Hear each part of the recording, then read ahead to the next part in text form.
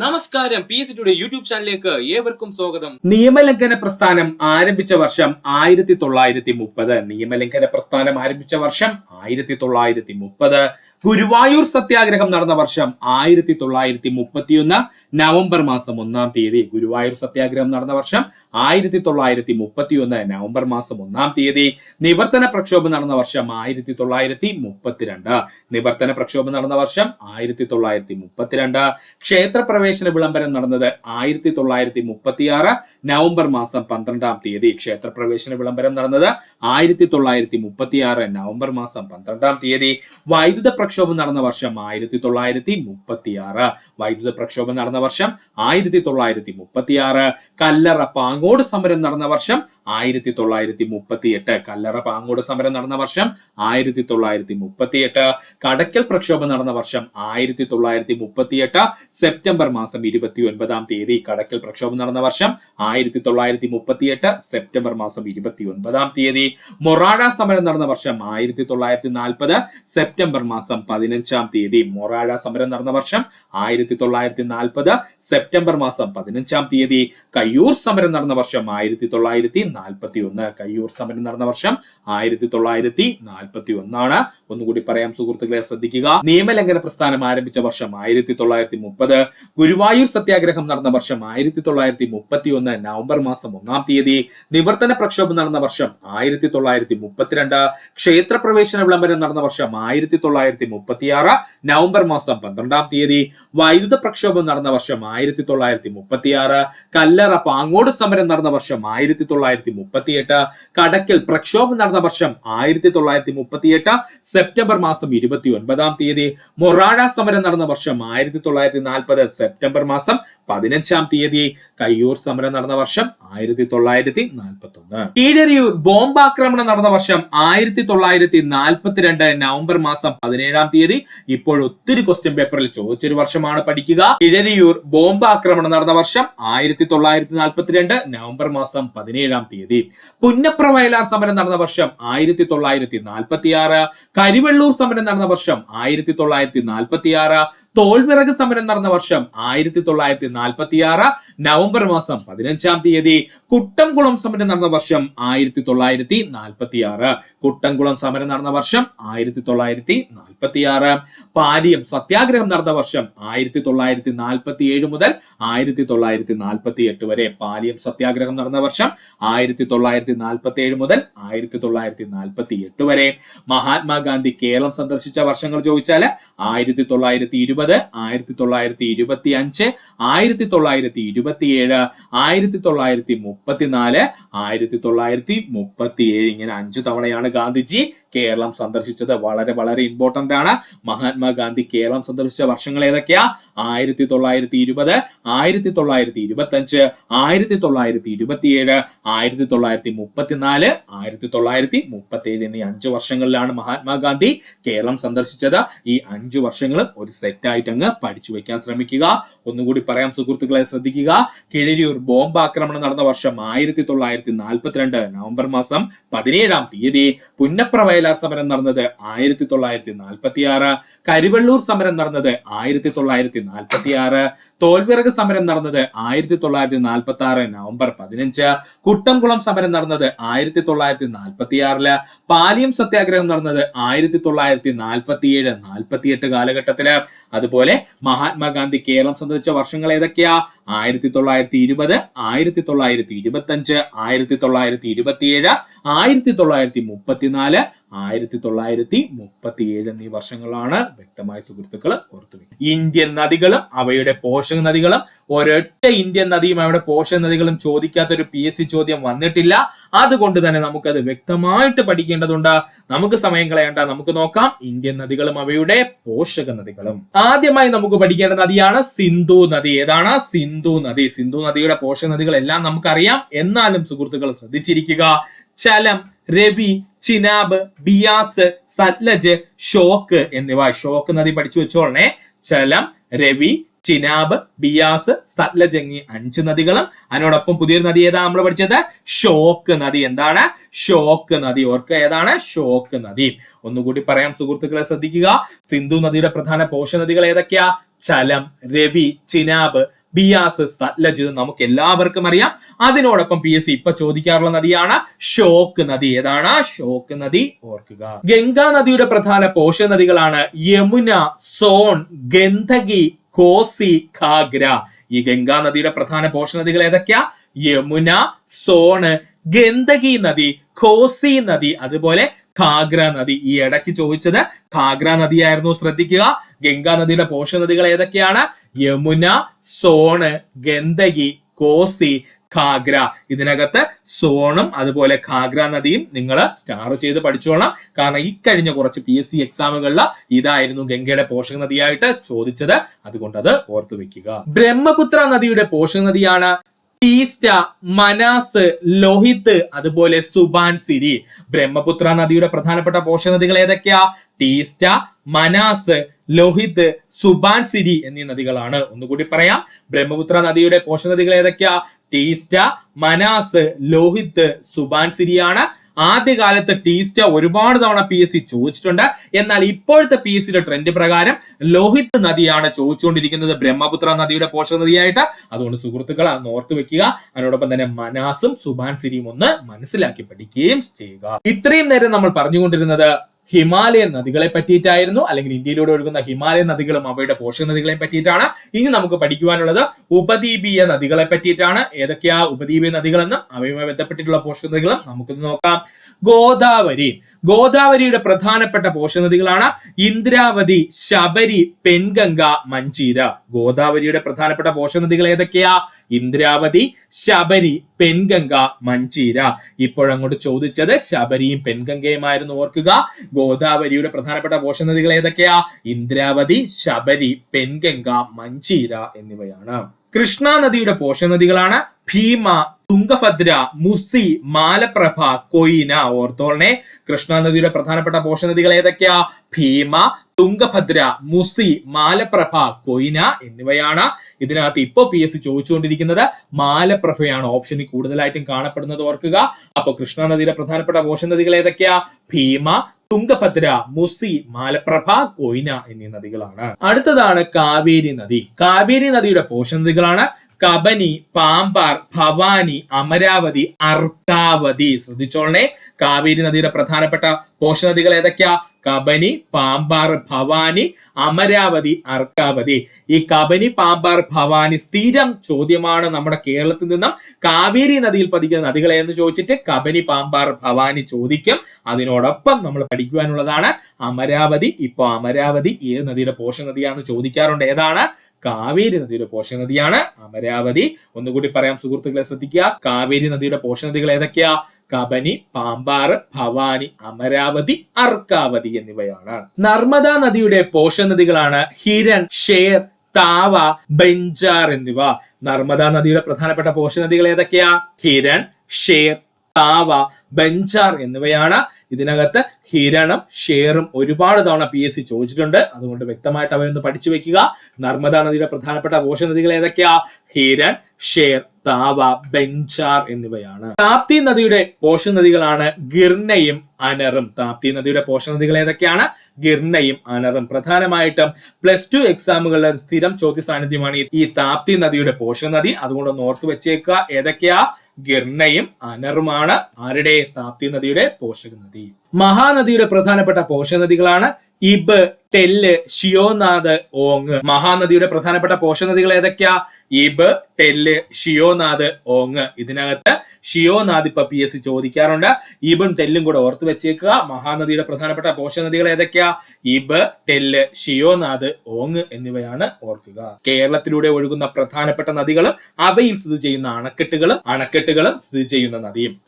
മാട്ടുപ്പെട്ടി, ഇടുക്കി, കുളമാവ്, ചെറുതോണി, ഭൂതത്താൻകെട്ട്, നേര്യമംഗലം, ആനയിറങ്കൽ, കുണ്ടള, പൊന്മുടി എന്നീ അണക്കെട്ടുകൾ സ്ഥിതി ചെയ്യുന്നത് പെരിയാർ നദിയിലാണ്. മാട്ടുപ്പെട്ടി, ഇടുക്കി, കുളമാവ്, ചെറുതോണി, ഭൂതത്താൻകെട്ട്, നേര്യമംഗലം, ആനയിറങ്കൽ, കുണ്ടള, പൊന്മുടി എന്നീ അണക്കെട്ടുകൾ സ്ഥിതി ചെയ്യുന്ന നദി ഏതാണ്? പെരിയാർ നദിയാണ്. പള്ളിവാസൽ, ചെങ്കുളം, കല്ലാർകുട്ടി എന്നീ അണക്കെട്ടുകൾ സ്ഥിതി ചെയ്യുന്നത് മുതിരൻപുഴയിലാണ്. പള്ളിവാസൽ, ചെങ്കുളം, കല്ലാർകുട്ടി എന്നീ അണക്കെട്ടുകൾ സ്ഥിതി ചെയ്യുന്നത് എവിടെയാണ്? മുതിരൻപുഴയിലാണ്. ശ്രദ്ധിച്ചു പഠിച്ചോളണേ. മുതിരൻപുഴ എന്ന് പറയുന്നത് പെരിയാറിന്റെ പോഷക നദി തന്നെയാണ്. എന്നാലും വ്യക്തമായിട്ട് നദി പഠിച്ചു വെച്ചോളണം. PSC ചോദിക്കും. പള്ളിവാസൽ, ചെങ്കുളം, കല്ലാർകുട്ടി എന്നീ അണക്കെട്ടുകൾ സ്ഥിതി ചെയ്യുന്നത് മുതിരൻപുഴയിലാണ്. മലമ്പുഴ, വാളയാർ, ചുള്ളിയാർ, പോത്തുണ്ടി, മംഗലം, മീങ്കര എന്നീ അണക്കെട്ടുകൾ സ്ഥിതി ചെയ്യുന്നത് ഭാരതപ്പുഴയിലാണ്. മലമ്പുഴ, വാളയാർ, ചുള്ളിയാർ, പോത്തുണ്ടി, മംഗലം, മീങ്കര എന്നീ അണക്കെട്ടുകൾ സ്ഥിതി ചെയ്യുന്ന നദി ഏതാണ്? ഭാരതപ്പുഴയാണ്. മൂഴിയാർ, കരിക്കയം, കക്കി, ആനത്തോട്, വെളുത്തോട് എന്നീ അണക്കെട്ടുകൾ സ്ഥിതി ചെയ്യുന്നത് പമ്പാ നദിയുടെ ഭാഗമായാണ്. മൂഴിയാർ, കരിക്കയം, കക്കി, ആനത്തോട്, വെളുത്തോട് എന്നീ അണക്കെട്ടുകൾ സ്ഥിതി ചെയ്യുന്നത് ഏത് നദിയിലാ? പമ്പാ നദിയിലാണ്. പെരിങ്ങൽകുത്ത്, തുമ്പൂർ മൂഴി, ഷോളയാർ, പറമ്പിക്കുളം, തൂണക്കടവ്, പെരുവള്ളിപ്പള്ളം എന്നീ അണക്കെട്ടുകൾ സ്ഥിതി ചെയ്യുന്നത് ചാലക്കുടി പുഴയിലാണ്. ഓർക്കണേ, പെരിങ്ങൽകുത്ത്, തുമ്പൂർ മൂഴി, ഷോളയാർ, പറമ്പിക്കുളം, തൂണക്കടവ്, പെരുവാരിപ്പള്ളം എന്നീ അണക്കെട്ടുകൾ സ്ഥിതി ചെയ്യുന്നത് ചാലക്കുടി പുഴയുടെ ഭാഗമായിട്ടാണ്. കക്കയം ഡാം, പെരുവണ്ണാമൂഴി ഡാം സ്ഥിതി ചെയ്യുന്നത് കുറ്റ്യാടിപ്പുഴയിലാണ്. ഇങ്ങനെയുള്ള പഠിച്ചു വെച്ചോളണേ. കക്കയം ഡാമും പെരുവണ്ണാമൂഴി ഡാമും സ്ഥിതി ചെയ്യുന്നത് എവിടെയാണ്? കുറ്റ്യാടിപ്പുഴയിലാണ്. ഒന്നുകൂടി പറയാം സുഹൃത്തുക്കളെ, ശ്രദ്ധിക്കുക. മാട്ടുപ്പെട്ടി, ഇടുക്കി, കുളമാവ്, ചെറുതോണി, ഭൂതത്താൻകെട്ട്, നേര്യമംഗലം, ആനയിറങ്കൽ, കുണ്ടള, പൊന്മുടി എന്നീ അണക്കെട്ടുകൾ സ്ഥിതി ചെയ്യുന്നത് പെരിയാർ നദിയിലാണ്. പള്ളിവാസൽ, ചെങ്കുളം, കല്ലാർകുട്ടി അണക്കെട്ടുകൾ സ്ഥിതി ചെയ്യുന്നത് മുതിരൻപുഴയിലാണ്. മലമ്പുഴ, വാളയാർ, ചുള്ളിയാർ, പോത്തുണ്ടി, മംഗലം, മീങ്കര എന്നീ അണക്കെട്ടുകൾ സ്ഥിതി ചെയ്യുന്നത് ഭാരതപ്പുഴയുടെ ഭാഗമായാണ്. മൂഴിയാർ, കരിക്കയം, കക്കി, ആനത്തോട്, വെളുത്തോട് എന്നീ അണക്കെട്ടുകൾ സ്ഥിതി ചെയ്യുന്നത് പമ്പാ നദിയുടെ ഭാഗമായാണ്. പെരിങ്ങൽകുത്ത്, തുമ്പൂർ മൂഴി, ഷോളയാർ, പറമ്പിക്കുളം, തൂണക്കടവ്, പെരുവാരിപ്പള്ളം എന്നീ അണക്കെട്ടുകൾ സ്ഥിതി ചെയ്യുന്നത് ചാലക്കുടി പുഴയിലാണ്. കക്കയം ഡാമും പെരുവണ്ണാമൂഴി ഡാമും സ്ഥിതി ചെയ്യുന്ന നദി ഏതാ? അത് കുറ്റ്യാടിപ്പുഴയാണ്. ഓർക്കുക. മലങ്കര ഡാം സ്ഥിതി ചെയ്യുന്നത് തൊടുപുഴയാറിലാണ്. മലങ്കര ഡാം സ്ഥിതി ചെയ്യുന്നത് തൊടുപുഴയാറിലാണ്. മുക്കാലി തടയണ സ്ഥിതി ചെയ്യുന്നത് ഭവാനിപ്പുഴയിലാണ്. ചോദിച്ചിട്ടുണ്ടേ, മുക്കാലി തടയണ സ്ഥിതി ചെയ്യുന്ന നദി ഏതാ? ഭവാനിപ്പുഴയിലാണ്.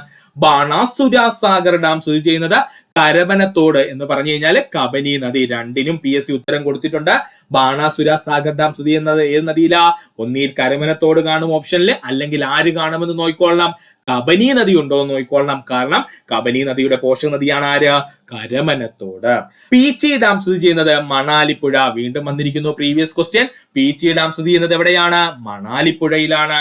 മണിയാർ, അള്ളുങ്കൽ അണക്കെട്ട് സ്ഥിതി ചെയ്യുന്നത് കക്കാട്ടാറിലാണ്. ഓർക്കുക, മണിയാറും അള്ളുങ്കൽ അണക്കെട്ടും സ്ഥിതി ചെയ്യുന്നത് കക്കാട്ടാറിലാണ്. തെന്മല ഡാം സ്ഥിതി ചെയ്യുന്നത് കല്ലടയാറിലാണ്. വീണ്ടും വന്നിരിക്കുന്നു പ്രീവിയസ് ക്വസ്റ്റ്യൻ. തെന്മല ഡാം സ്ഥിതി ചെയ്യുന്നത് ഏതാ നദിയിലാ?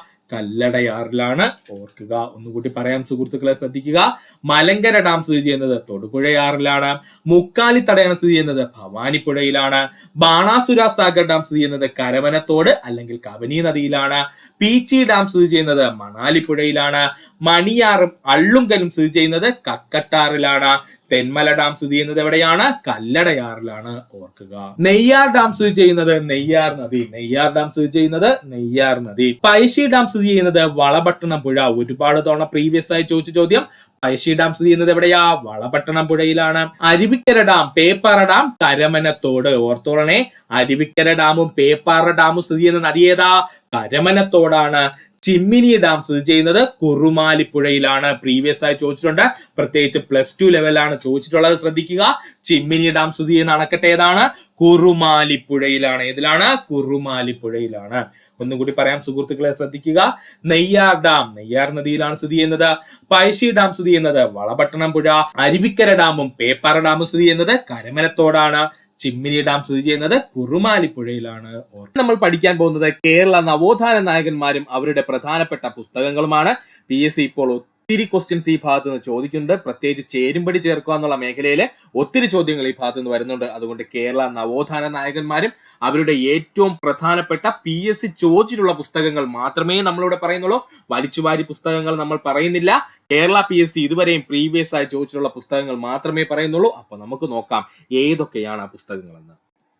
ആദ്യമായി നമുക്ക് പഠിക്കുവാനുള്ളത് ശ്രീനാരായണ ഗുരുവിനെ പറ്റിയിട്ടാണ്. ശ്രീനാരായണ ഗുരുവിന്റെ പ്രശസ്തമായ പുസ്തകങ്ങൾ PSC ചോദിച്ചതാണ് നമ്മൾ പഠിക്കാൻ പോകുന്നത്. ആത്മോപദേശ ശതകം, ഏറ്റവും കൂടുതൽ ശ്രീനാരായണ ഗുരുവുമായി ബന്ധപ്പെട്ട് PSC പ്രീവിയസ് ആയി ചോദിച്ചിട്ടുള്ള അദ്ദേഹത്തിന്റെ പുസ്തകമാണ്. മറക്കരുത്, ആത്മോപദേശ ശതകം. എന്താണ് ആത്മോപദേശ ശതകം? ദർശനമാല, ഗജേന്ദ്രമോക്ഷം, വഞ്ചിപ്പാട്ട്, ദൈവദശകം, ജാതി ലക്ഷണം, ഈ ഇത്രയും പുസ്തകങ്ങളും PSC പ്രീവിയസ് ആയി ചോദിച്ചതാണ് ശ്രീനാരായണ ഗുരുവുമായി ബന്ധപ്പെട്ട്. അപ്പൊ ഒന്നുകൂടി പറയാം സുഹൃത്തുക്കളെ, ശ്രദ്ധിക്കും. ശ്രീനാരായണ ഗുരുവുമായി ബന്ധപ്പെട്ട് കേരള PSC പ്രീവിയസ് ആയി ചോദിച്ചിട്ടുള്ള പുസ്തകങ്ങളാണ് നമ്മളിവിടെ പറഞ്ഞത്. ആത്മോപദേശ ശതകം ഇമ്പോർട്ടന്റ് ആണ്. ദർശനമാല, ഗജേന്ദ്രമോക്ഷം, വഞ്ചിപ്പാട്ട്, ദൈവദശകം, അതുപോലെ ജാതി ലക്ഷണം പഠിക്കുക. ബ്രഹ്മാനന്ദ ശിവയോഗിയുമായി ബന്ധപ്പെട്ട് കേരള PSC പ്രീവിയസ് ആയി ചോദിച്ച പുസ്തകങ്ങളാണ് മോക്ഷപ്രദീപം. ഏറ്റവും കൂടുതൽ PSC പ്രീവിയസ് ആയി ബ്രഹ്മാനന്ദ ശിവയോഗിയുമായി ബന്ധപ്പെട്ട് ചോദിച്ച പുസ്തകങ്ങളിലെ ചോദ്യം ഇതായിരുന്നു. മോക്ഷപ്രദീപം എഴുതിയത് ആരാണ്? ഉത്തരം ബ്രഹ്മാനന്ദ ശിവയോഗി. ആനന്ദക്കുമ്മി, രണ്ടാമത്തെ പുസ്തകം ഏതാണ്? ആനന്ദക്കുമ്മി. ശിവയോഗ രഹസ്യം, ശിവയോഗ രഹസ്യം. ബ്രഹ്മ സങ്കീർത്തനം, ബ്രഹ്മ സങ്കീർത്തനം. ഇത്രയും പുസ്തകങ്ങളും ബ്രഹ്മാനന്ദ ശിവയോഗിയുടെ പ്രശസ്തമായിട്ടുള്ള പുസ്തകങ്ങൾ അല്ലെങ്കിൽ PSC പ്രീവിയസ് ആയി ചോദിച്ച പുസ്തകങ്ങളാണ്. ഒന്നുകൂടി പറയാം സുഹൃത്തുക്കളെ, ശ്രദ്ധിക്കുക. ബ്രഹ്മാനന്ദ ശിവയോഗിയുടെ പ്രശസ്തമായ പുസ്തകങ്ങൾ PSC ചോദിച്ചത് മോക്ഷപ്രദീപം, ആനന്ദക്കുമ്മി, ശിവയോഗ രഹസ്യം, ബ്രഹ്മ സങ്കീർത്തനം എന്നാണ്. ഒന്നുകൂടി പറയാം, രണ്ടും കൂടി സുഹൃത്തുക്കൾ ശ്രദ്ധിക്കുക. ശ്രീനാരായണ ഗുരുവിന്റെ PSC പ്രീവിയസ് ആയി ചോദിച്ച പുസ്തകങ്ങളാണ് ആത്മോപദേശ ശതകം, ദർശനമാല, ഗജേന്ദ്രമോക്ഷം, വഞ്ചിപ്പാട്ട്, ദൈവദശകം, അതുപോലെ ജാതി ലക്ഷണം. ബ്രഹ്മാനന്ദ ശിവയോഗിയുമായി ബന്ധപ്പെട്ട് PSC പ്രീവിയസ് ആയി ചോദിച്ച പുസ്തകങ്ങളാണ് മോക്ഷപ്രദീപ ഖണ്ഡനം, ആനന്ദക്കുമ്മി, ശിവയോഗ രഹസ്യം, ബ്രഹ്മ സങ്കീർത്തനം പഠിക്കുക. കുര്യാക്കോസ് ഏലിയാസ് ചാവറ അച്ഛനുമായി ബന്ധപ്പെട്ട് PSC ഒരുപാട് തവണ കുര്യാക്കോസ് ഏലിയാസ് ചാവറ അച്ഛനുമായി ബന്ധപ്പെട്ട് പ്രീവിയസ് ആയി ചോദിച്ചതാണ് ആത്മാനുതാപം. മരണപർവം, 40 മണിയുടെ ക്രമം, നളാഗമങ്ങൾ. ഇത്രയും പഠിച്ചോളൂ സുഹൃത്തുക്കളെ. കുര്യാക്കോസ് ഏലിയാസ് ചാവറ അച്ഛനുമായി ബന്ധപ്പെട്ട് കേരള PSC ചോദിച്ച പ്രശസ്തമായ പുസ്തകങ്ങൾ ഏതൊക്കെയെന്ന് ചോദിച്ചാൽ ആത്മാനുതാപം, മരണപർവം, 40 മണികളുടെ ക്രമം, നളാഗമങ്ങൾ. ഇതിൽ നളാഗമങ്ങളും ആത്മാനുതാപവും ഒരുപാട് തവണ PSC പ്രീവിയസ് ആയി ചോദിച്ചതാണ്, പഠിക്കുക. അടുത്തതായി നമുക്ക് പഠിക്കേണ്ട നവോത്ഥാന നായകനാണ് ചട്ടമ്പി സ്വാമികൾ. ചട്ടമ്പി സ്വാമികളുടെ ഏറ്റവും പ്രധാനപ്പെട്ട പുസ്തകം വേദാധികാര നിരൂപണമാണ്. ഇത് ഒരുപാട് തവണ PSC പ്രീവിയസ് ആയി ചോദിച്ചതാണ്. വേദാധികാര നിരൂപണം ആരുടേതാണ്? ചട്ടമ്പി സ്വാമികളുടേതാണ്. അതുപോലെ പ്രാചീന മലയാളം, മോക്ഷപ്രദീപ ഖണ്ഡനം, ക്രിസ്തുമത ഛേദനം, അദ്വൈത ചിന്താ പദ്ധതി, ആദിഭാഷ. ഇത്രയും പുസ്തകങ്ങൾ നമ്മൾ പഠിക്കാതെ പോകരുത്. കാരണം PSC ഒത്തിരി തവണ പ്രീവിയസ് ആയി ചോദിച്ച പുസ്തകങ്ങളാണിത് ചട്ടമ്പി സ്വാമികളുമായി ബന്ധപ്പെട്ട്. അപ്പൊ ചട്ടമ്പി സ്വാമികളുമായി ബന്ധപ്പെട്ട് PSC പ്രീവിയസ് ആയി ചോദിച്ച പുസ്തകങ്ങൾ ഏതൊക്കെയാ സുഹൃത്തുക്കളെ? വേദാധികാര നിരൂപണം, പ്രാചീന മലയാളം, മോക്ഷപ്രദീപ ഖണ്ഡനം, ക്രിസ്തുമത ഛേദനം, അദ്വൈത ചിന്താ പദ്ധതി, ആദിഭാഷ. ഇത്രയും പുസ്തകങ്ങൾ വ്യക്തമായിട്ട് പഠിക്കുക. ഒന്നുകൂടി പറയാം. കുര്യാക്കോസ് ഏലിയാസ് ചാവറ അച്ഛനുമായി ബന്ധപ്പെട്ട് PSC പ്രീവിയസ് ആയി ചോദിച്ച പുസ്തകങ്ങൾ ആത്മാനുതാപം, മരണപർവം, 40 മണികളുടെ ക്രമം, നളാഗമങ്ങൾ പഠിക്കുക. ചട്ടമ്പി സ്വാമിയുമായി ബന്ധപ്പെട്ട PSC പ്രീവിയസ് ആയി ചോദിച്ച പുസ്തകങ്ങൾ ഏതൊക്കെയെന്ന് ചോദിച്ചാൽ വേദാധികാര നിരൂപണം, പ്രാചീന മലയാളം, മോക്ഷപ്രദീപ ഖണ്ഡനം, ക്രിസ്തുമത ഛേദനം, അദ്വൈത ചിന്താ പദ്ധതി, ആദിഭാഷ പഠിക്കും. വാഗ്ഭടാനന്ദുമായി ബന്ധപ്പെട്ട് PSC പ്രീവിയസ് ആയി ചോദിച്ച പുസ്തകങ്ങളാണ്. അതിൽ 2 രീതിയിലുണ്ട്. അദ്ദേഹത്തിന്റെ മാസികകളും ചോദിച്ചിട്ടുണ്ട്, അതുപോലെ അദ്ദേഹത്തിന്റെ പുസ്തകങ്ങളും എടുത്ത് ചോദിച്ചിട്ടുണ്ട്. ഏറ്റവും കൂടുതൽ PSC പ്രീവിയസ് ആയി ചോദിച്ചത് അദ്ദേഹത്തിന്റെ മാസികകളാണ്. അതുകൊണ്ടാണ് ഈ മാസികകൾ നമ്മൾ ഇതിനകത്ത് ഇൻക്ലൂഡ് ചെയ്തത്. നമുക്ക് നോക്കാം ഏതൊക്കെ മാസികകളാണ് PSC പ്രീവിയസ് ആയി വാഗ്ഭടാനന്ദന്റെ ഭാഗത്ത് നിന്ന് ചോദിച്ചിട്ടുള്ളത്. അഭിനവ കേരളം, ശിവയോഗ വിലാസം, ആത്മവിദ്യാ കാഹളം, യജമാനൻ. ഇതിൽ അഭിനവ കേരളവും യജമാനനും ഒരുപാട് തവണ PSC പ്രീവിയസ് ആയി ചോദിച്ചുള്ളതാണ്. വാഗ്ഭടാനന്ദനുമായി ബന്ധപ്പെട്ട് കേരള PSC പ്രീവിയസ് ആയി ചോദിച്ച അദ്ദേഹത്തിന്റെ മാസികകളായിരുന്നു അഭിനവ കേരളം, ശിവയോഗ വിലാസം, ആത്മവിദ്യ കാഹളം, യജമാനൻ. അദ്ദേഹത്തിന്റെ പ്രശസ്തമായിട്ടുള്ള പുസ്തകങ്ങളും PSC പ്രീവിയസ് ആയി ചോദിച്ചിട്ടുണ്ട്. അതിൽ തന്നെ ഗാന്ധിജിയും ശാസ്ത്ര വ്യാഖ്യാനവും എന്നുള്ള പുസ്തകം വളരെ ഇമ്പോർട്ടന്റ് ആണ്. ഗാന്ധിജിയും ശാസ്ത്ര വ്യാഖ്യാനവും എന്നുള്ള പുസ്തകം എഴുതിയത് വാഗ്ഭടാനന്ദനാണ്. കൊട്ടിയൂർ ഉത്സവപ്പാട്ട് രണ്ടാമത് ഏറ്റവും കൂടുതൽ PSC പ്രീവിയസ് ആയി ചോദിച്ചതാണ്. കൊട്ടിയൂർ ഉത്സവപ്പാട്ട്, പ്രാർത്ഥനാഞ്ജലി, അതുപോലെ ആധ്യാത്മയുദ്ധം. ഏതൊക്കെയാണ് ആ പുസ്തകങ്ങൾ അദ്ദേഹത്തിന്റെ? ഏതൊക്കെയാണ് വാഗ്ഭടാനന്ദന്റെ പുസ്തകങ്ങൾ? ഗാന്ധിജിയും ശാസ്ത്ര വ്യാഖ്യാനവും, കൊട്ടിയൂർ ഉത്സവപ്പാട്ട്, പ്രാർത്ഥനാഞ്ജലി, അതുപോലെ തന്നെ ആധ്യാത്മയുദ്ധം പഠിക്കുക. അപ്പൊ ഒന്നുകൂടി പറഞ്ഞുതരാം സുഹൃത്തുക്കളെ. വാഗ്ഭടാനന്ദനുമായി ബന്ധപ്പെട്ട് PSC സ്ഥിരമായിട്ട് ചോദിക്കുന്ന അദ്ദേഹത്തിന്റെ മാസികകളും അതുപോലെ അദ്ദേഹത്തിന്റെ പുസ്തകങ്ങളുമാണ്. ഇത് രണ്ടും നമ്മൾ സെപ്പറേറ്റ് തന്നെ പഠിക്കേണ്ടതുണ്ട്. അതുകൊണ്ട് ആദ്യമായി നമുക്ക് വാഗ്ഭടാനന്ദനുമായി ബന്ധപ്പെട്ടിട്ടുള്ള PSC പ്രീവിയസ് ആയി ചോദിച്ചിട്ടുള്ള മാസികകൾ നോക്കാം. അഭിനവ കേരളം, ശിവയോഗ വിലാസം, ആത്മവിദ്യാ കാഹളം, യജമാനൻ. അദ്ദേഹത്തിന്റെ പ്രശസ്തമായ പുസ്തകങ്ങൾ ഏതൊക്കെയായിരുന്നു? ഗാന്ധിജിയും ശാസ്ത്ര വ്യാഖ്യാനവും, കൊട്ടിയൂർ ഉത്സവപ്പാട്ട്, പ്രാർത്ഥനാഞ്ജലി, അതുപോലെ ആധ്യാത്മയുദ്ധം. ഇത്രയും ഭാഗം സുഹൃത്തുക്കളെ പഠിക്കുക. സഹോദരൻ അയ്യപ്പനുമായി ബന്ധപ്പെട്ട PSC പ്രീവിയസ് ആയി ചോദിച്ച പുസ്തകങ്ങളാണ് അഹല്യയും റാണി സന്ദേശവും. ഇത് രണ്ടുമാണ് അദ്ദേഹത്തിന്റെ പ്രശസ്തമായിട്ടുള്ള പുസ്തകങ്ങൾ. സഹോദരൻ അയ്യപ്പനുമായി ബന്ധപ്പെട്ടുകൊണ്ട് കേരള PSC പ്രീവിയസ് ആയി ചോദിച്ച സഹോദരൻ അയ്യപ്പന്റെ പുസ്തകങ്ങൾ ഏതൊക്കെയാണ്? അഹല്യയും റാണി സന്ദേശവുമാണ്.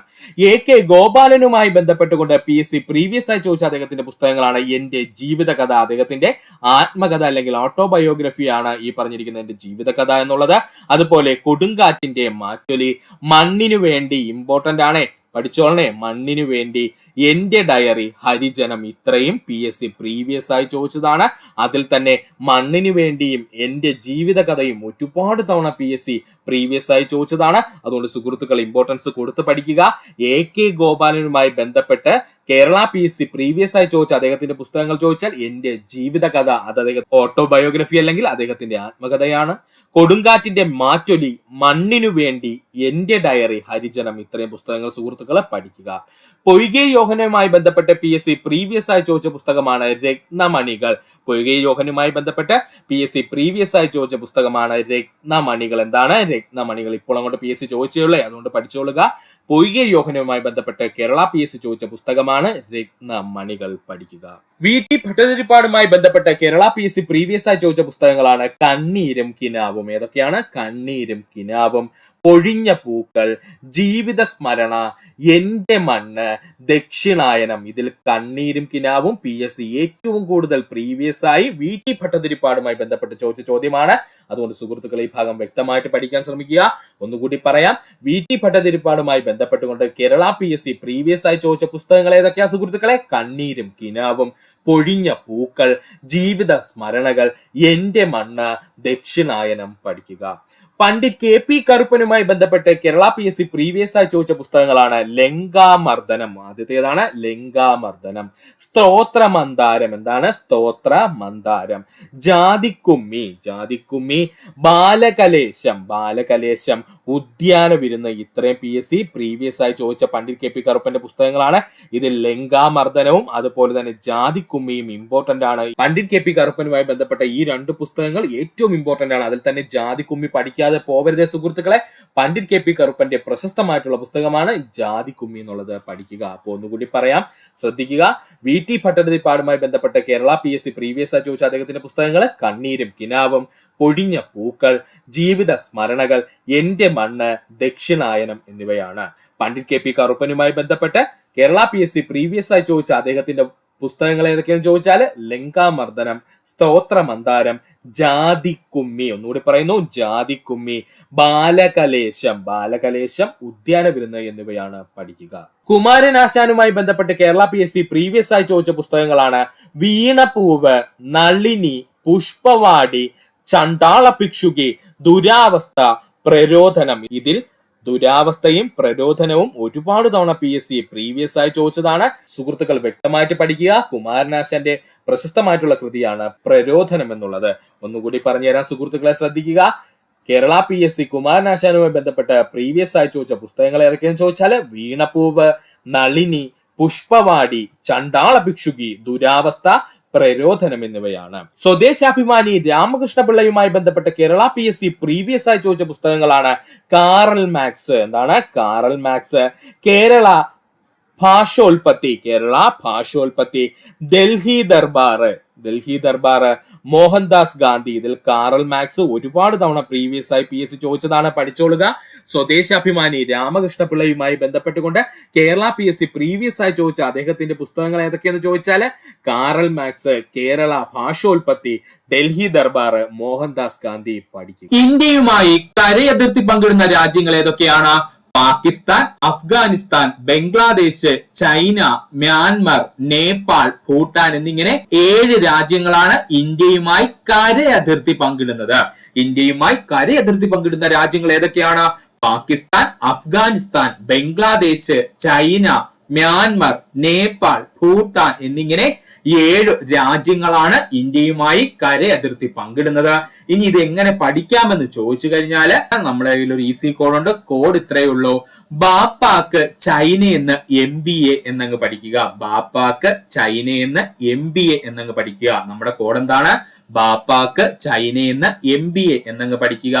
ബാപ്പാക്കിലെ ബ എന്ന് പറഞ്ഞാൽ ബംഗ്ലാദേശ്, പാക്ക് എന്ന് പറഞ്ഞാൽ പാകിസ്ഥാൻ. ബാപ്പാക്കിലെ ബ എന്ന് പറഞ്ഞു കഴിഞ്ഞാൽ ബംഗ്ലാദേശ്, പാക്ക് എന്ന് പറഞ്ഞാൽ പാകിസ്ഥാൻ. ചൈന എന്ന് പറഞ്ഞു കഴിഞ്ഞാൽ ചൈന രാജ്യത്തെ സൂചിപ്പിക്കുന്നു. ചൈന എന്ന് പറഞ്ഞു കഴിഞ്ഞാൽ ചൈന രാജ്യത്തെ സൂചിപ്പിക്കുന്നു. ചൈനയിലെ നേ എന്ന് പറഞ്ഞാൽ നേപ്പാളിനെ സൂചിപ്പിക്കുന്നു. ചൈനയിലെ നേ എന്ന് പറഞ്ഞു കഴിഞ്ഞാൽ നേപ്പാളിനെ സൂചിപ്പിക്കുന്നു. ഇനി MBAയിലെ M എന്ന് പറഞ്ഞാൽ മ്യാൻമറിനെ സൂചിപ്പിക്കുന്നു. B എന്ന് പറഞ്ഞു കഴിഞ്ഞാൽ ഭൂട്ടാനെ സൂചിപ്പിക്കുന്നു. A എന്ന് പറഞ്ഞു കഴിഞ്ഞാൽ അഫ്ഗാനിസ്ഥാനെയും സൂചിപ്പിക്കുന്നു. MBAയുടെ M എന്ന് പറഞ്ഞു കഴിഞ്ഞാൽ മ്യാൻമറിനെ സൂചിപ്പിക്കുന്നു. B എന്ന് പറഞ്ഞു കഴിഞ്ഞാൽ ഭൂട്ടാനെ സൂചിപ്പിക്കുന്നു. A എന്ന് പറഞ്ഞു കഴിഞ്ഞാൽ അഫ്ഗാനിസ്ഥാനെയും സൂചിപ്പിക്കുന്നു. അപ്പൊ കോഡ് എന്താണ്? ബാപ്പാക്ക് ചൈനയെന്ന് MBA എന്നങ്ങ് പഠിക്കുക. രണ്ടാമത്തെ പോയിന്റ്, ഉപദ്വീപീയ പീഠഭൂമിയിൽ നിന്നും ഉത്ഭവിക്കുന്ന നദികൾ ഏതൊക്കെ? ഉപദ്വീപീയ പീഠഭൂമിയിൽ നിന്നും ഉത്ഭവിക്കുന്ന നദികൾ ഏതൊക്കെയാണ്? ഗോദാവരി, കൃഷ്ണ, കാവേരി, നർമ്മദ, മഹാനദി, താപ്തി നദി. ഉപദ്വീപീയ പീഠഭൂമിയിൽ നിന്നും ഉത്ഭവിക്കുന്ന നദികൾ ഏതൊക്കെയാ? ഗോദാവരി, കൃഷ്ണ, കാവേരി, നർമ്മദ, മഹാനദി, താപ്തി എന്നീ നദികളാണ്. ഇതെങ്ങനെ പഠിക്കാന്ന് ചോദിച്ചാല് കൃഷ്ണന്റെ ഗോമാത കനത്തു എന്നങ്ങ് പഠിക്കുക. കോഡ് എന്താണ്? കൃഷ്ണന്റെ ഗോമാത കനത്തു എന്നങ്ങ് പഠിക്കുക. ഇതിൽ കൃഷ്ണന്റെ എന്ന് പറഞ്ഞു കഴിഞ്ഞാൽ കൃഷ്ണ നദിയെ സൂചിപ്പിക്കുന്നു. കൃഷ്ണന്റെ എന്ന് പറഞ്ഞു കഴിഞ്ഞാൽ കൃഷ്ണ നദിയെ സൂചിപ്പിക്കുന്നു. ഗോമാതയിലെ ഗോ എന്ന് പറഞ്ഞു കഴിഞ്ഞാൽ ഗോദാവരിയെ സൂചിപ്പിക്കുന്നു. ഗോമാതയിലെ ഗോ എന്ന് പറഞ്ഞു കഴിഞ്ഞാൽ ഗോദാവരിയെ സൂചിപ്പിക്കുന്നു. മാ എന്ന് പറഞ്ഞു കഴിഞ്ഞാൽ മഹാനദിയെ സൂചിപ്പിക്കുന്നു. മാ എന്ന് പറഞ്ഞു കഴിഞ്ഞാൽ മഹാനദിയെ സൂചിപ്പിക്കുന്നു. ഇനി ഗോമാതയിലെ താ എന്തിനെയാ സൂചിപ്പിക്കുന്നത്? താപ്തി നദിയെ സൂചിപ്പിക്കുന്നു. ഗോമാതയിലെ താ എന്താണ്? താപ്തി നദിയെ സൂചിപ്പിക്കുന്നു. ഇനി കനത്തു എന്ന് പറഞ്ഞ വാക്കിന്റെ കാ എന്ന് പറഞ്ഞു കഴിഞ്ഞാൽ കാവേരി നദിയെ സൂചിപ്പിക്കുന്നു. നാ എന്ന് പറഞ്ഞു കഴിഞ്ഞാൽ നർമ്മദ നദിയെയും സൂചിപ്പിക്കുന്നു. കനത്തു എന്ന് പറയുന്നതിലെ കാ എന്ന് പറഞ്ഞു കഴിഞ്ഞാൽ കാവേരി നദിയെ സൂചിപ്പിക്കുന്നു. നാ എന്ന് പറഞ്ഞു കഴിഞ്ഞാൽ നർമ്മദ നദിയെയും സൂചിപ്പിക്കുന്നു. അപ്പോ ഉപദ്വീപീയ പീഠഭൂമിയിൽ ഉത്ഭവിക്കുന്ന നദികളുടെ കോഡ് എന്താണ്? കൃഷ്ണന്റെ ഗോമാത കനത്തു എന്നങ്ങ് ഓർത്തു വെക്കുക. ഇതിൽ കൃഷ്ണന്റെ എന്ന് പറഞ്ഞാൽ കൃഷ്ണ നദിയെ സൂചിപ്പിക്കുന്നു. ഗോമാതയിലെ ഗോ എന്ന് പറഞ്ഞാൽ ഗോദാവരി നദി. മാ എന്ന് പറഞ്ഞു കഴിഞ്ഞാൽ മഹാനദി. താ എന്ന് പറഞ്ഞു കഴിഞ്ഞാൽ താപ്തി നദി. ഇനി കനത്തു എന്ന് പറയുന്നതിലെ കാ എന്ന് പറഞ്ഞു കഴിഞ്ഞാൽ കാവേരി നദി. നാ എന്ന് പറഞ്ഞു കഴിഞ്ഞാൽ നർമ്മദ നദിയുമാണ്, ഓർക്കുക. ഇനി നമ്മൾ നോക്കാൻ പോകുന്ന ജില്ലയാണ് ഇടുക്കി ജില്ല. ഇടുക്കി ജില്ലയ്ക്ക് ഒരു പ്രത്യേകതയുണ്ട്. കേരളത്തിലെ ഏറ്റവും കൂടുതൽ വെള്ളച്ചാട്ടങ്ങൾ സ്ഥിതി ചെയ്യുന്ന ജില്ല എന്ന് ചോദിച്ചു കഴിഞ്ഞാൽ അത് ഇടുക്കി ജില്ലയാണ് കേട്ടോ. കേരളത്തിലെ ഏറ്റവും കൂടുതൽ വെള്ളച്ചാട്ടങ്ങൾ സ്ഥിതി ചെയ്യുന്ന ജില്ല എന്ന് ചോദിച്ചാൽ അത് ഇടുക്കി ജില്ലയാണ്. അപ്പൊ നമുക്ക് ഇടുക്കി ജില്ലയിലെ വെള്ളച്ചാട്ടങ്ങൾ ആദ്യം ഒന്ന് പഠിക്കാം. തൂവാനം വെള്ളച്ചാട്ടം, ലക്കം വെള്ളച്ചാട്ടം, കുത്തുങ്കൽ വെള്ളച്ചാട്ടം, ചീയപ്പാറ വെള്ളച്ചാട്ടം, തൊമ്മൻകുത്ത് വെള്ളച്ചാട്ടം, വാളറ വെള്ളച്ചാട്ടം, കീഴാർകുത്ത് വെള്ളച്ചാട്ടം, ചിന്നക്കനാൽ വെള്ളച്ചാട്ടം, പെരിയ കനാൽ വെള്ളച്ചാട്ടം, നയമക്കാട് വെള്ളച്ചാട്ടം, അഞ്ചുരുളി വെള്ളച്ചാട്ടം, ആറ്റുകാൽ വെള്ളച്ചാട്ടം. ഇത്രയും വെള്ളച്ചാട്ടം സ്ഥിതി ചെയ്യുന്നത് എവിടെയാണ്? ഇടുക്കി ജില്ലയിലാണ്. അപ്പൊ ഇടുക്കി ജില്ലയിലെ വെള്ളച്ചാട്ടങ്ങൾ ഏതൊക്കെയാ? തൂവാനം വെള്ളച്ചാട്ടം, ലക്കം വെള്ളച്ചാട്ടം, കുത്തുങ്കൽ വെള്ളച്ചാട്ടം, ചീയപ്പാറ വെള്ളച്ചാട്ടം, തൊമ്മൻകുത്ത് വെള്ളച്ചാട്ടം, വാളറ വെള്ളച്ചാട്ടം, കീഴാർകുത്ത് വെള്ളച്ചാട്ടം, ചിന്നക്കനാൽ വെള്ളച്ചാട്ടം, പെരിയ കനാൽ വെള്ളച്ചാട്ടം, നയമക്കാട് വെള്ളച്ചാട്ടം, അഞ്ചുരുളി വെള്ളച്ചാട്ടം, ആറ്റുകാൽ വെള്ളച്ചാട്ടം. ഇനി നമുക്ക് ഈ വെള്ളച്ചാട്ടങ്ങൾ എങ്ങനെ വളരെ ഈസി ആയിട്ട് പഠിക്കാൻ നോക്കാം സുഹൃത്തുക്കളെ. ഒത്തിരി വെള്ളച്ചാട്ടങ്ങൾ നമ്മൾ പറഞ്ഞു പോയിട്ടുണ്ട്, അതുകൊണ്ട് ശ്രദ്ധിച്ചിരിക്കുക. ഒന്നുകിൽ നിങ്ങൾ ഇത് ഒറ്റ കോഡായിട്ട് പഠിക്കുക, ഇല്ലെന്നുണ്ടെങ്കിൽ 2 കോഡായിട്ട് സ്പ്ലിറ്റ് ചെയ്ത് പഠിക്കുക. എങ്ങനെ വേണമെങ്കിലും നിങ്ങൾക്ക് പഠിക്കാം. കോഡ് ഒരല്പം വലുതാണ്, അതുകൊണ്ട് ശ്രദ്ധിക്കുക.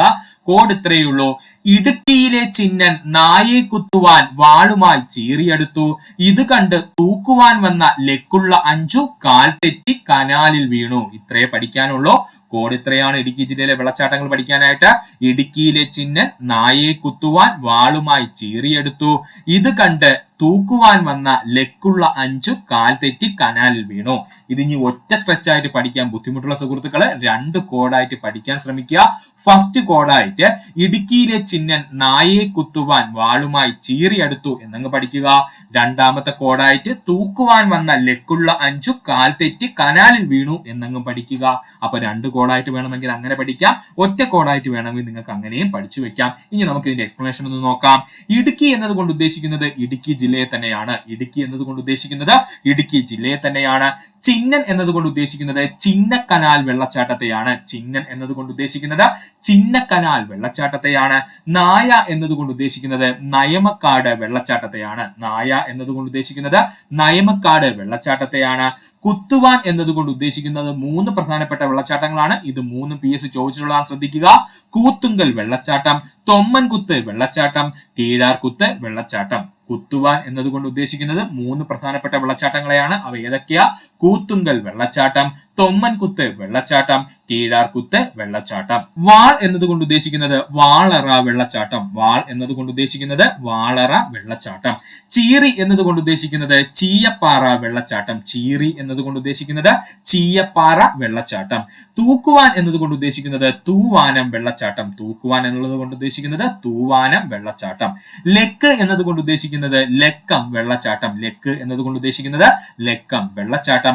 അഞ്ചു എന്നതുകൊണ്ട് ഉദ്ദേശിക്കുന്നത് അഞ്ചുരുളി വെള്ളച്ചാട്ടം. അഞ്ചു എന്നതുകൊണ്ട് ഉദ്ദേശിക്കുന്നത് അഞ്ചുരുളി വെള്ളച്ചാട്ടം. കാൽ എന്നതുകൊണ്ട് ഉദ്ദേശിക്കുന്നത് ആറ്റുകാൽ വെള്ളച്ചാട്ടം. ശ്രദ്ധിച്ചോളണം, കാൽ എന്നതുകൊണ്ട് ഉദ്ദേശിക്കുന്നത് ആറ്റുകാൽ വെള്ളച്ചാട്ടത്തെയാണ്. കനാൽ എന്നതുകൊണ്ട് ഉദ്ദേശിക്കുന്നത് പെരിയ കനാൽ വെള്ളച്ചാട്ടം. കനാൽ എന്നതുകൊണ്ട് ഉദ്ദേശിക്കുന്നത് പെരിയ കനാൽ വെള്ളച്ചാട്ടമാണ്. വീണ്ടും കോഡിലേക്ക് കടക്കാൻ നമുക്ക് സ്പ്ലിറ്റ് ചെയ്ത് 2 കോഡാക്കിയോ ഒറ്റ കോഡാക്കിയോ നിങ്ങൾക്ക് പഠിക്കാവുന്നതാണ്. കോഡ് എന്താ പറഞ്ഞിരിക്കുന്നത്? ഇടുക്കിയിലെ ചിന്നൻ നായയെ കുത്തുവാൻ വാളുമായി ചീറിയെടുത്തു. അത് 1 കോഡായിട്ട് വേണമെങ്കിൽ പഠിക്കാം. രണ്ടാമത്തെ കോഡ് എന്താണ്? തൂക്കുവാൻ വന്ന ലക്കുള്ള അഞ്ചു കാൽ തെറ്റി കനാലിൽ വീണുവെന്നും ഓർക്കുക. ഇത്രയും പ്രധാനപ്പെട്ട ടോപ്പിക്കുകളായിരുന്നു നമ്മൾ ഇന്ന് പഠിച്ചത്. ഇത്രയും നേരം ഈ വീഡിയോയുടെ സുഹൃത്തുക്കൾ എല്ലാവർക്കും നന്ദി, നമസ്കാരം. നിങ്ങൾക്ക് ഈ വീഡിയോ ഇഷ്ടമാണെങ്കിൽ നിങ്ങളുടെ സുഹൃത്തുക്കൾ കൂടി ഒന്ന് ഷെയർ ചെയ്ത് കൊടുക്കുക. അതോടൊപ്പം തന്നെ നമ്മുടെ ചാനൽ സബ്സ്ക്രൈബ് ചെയ്ത് സഹായിക്കുക. സബ്സ്ക്രൈബ് ബട്ടണോട് ചേർന്നുള്ള ബെൽ ബട്ടൺ അമർത്തി കഴിഞ്ഞാൽ നമ്മൾ എപ്പോഴും ചെയ്യുന്ന വീഡിയോകൾ തന്നെ സുഹൃത്തുക്കളെ നിങ്ങളിലെത്തുന്നതാണ്. സുഹൃത്തുക്കൾ എല്ലാവർക്കും നന്ദി, നമസ്കാരം. നല്ലൊരു ദിവസം നേരുന്നു.